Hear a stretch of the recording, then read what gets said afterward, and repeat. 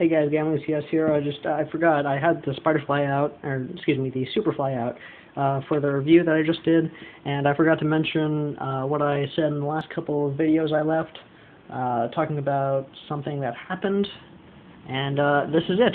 I clipped off the tip of my finger, and it doesn't look too bad right now, but I had a picture up. I'm sure I'll upload it.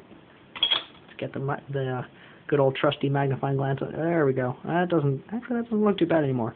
Anyway, basically, I was I finished sharpening this, and I was stropping it, and I was going to do some cutting tests, and I had it open, and I got a little overzealous with my paper, and I was holding like 3 or 4 sheets of paper like this, and this finger had to be stuck out a little bit more, and I clipped it right off, and it took off about 1/5 of the nail and top part of the front of the finger. It was pretty cool. It was painful.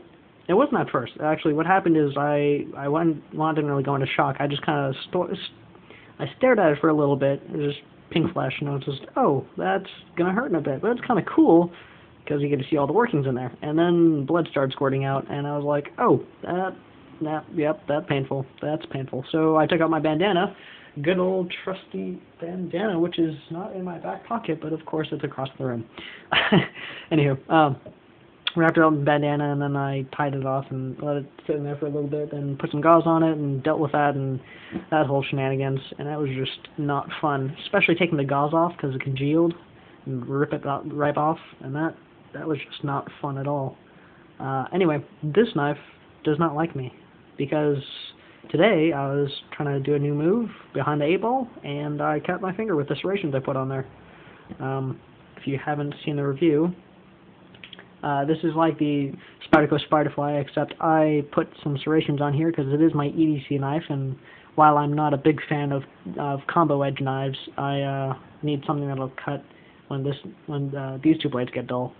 So got some little serrations on here. I put them on myself with the serration sharpener from the Lansky kit I have, and it worked out pretty well. It makes a pretty good clean cut. Not very sharp right now. I have to touch it up again. But that's what you get from 420 steel. That's really bad heat treated. Anyway, just thought I'd let you know about that. Just why I have duct tape on my finger and why this one has part of his fingernail missing. And yeah, so there you go. Have a nice day.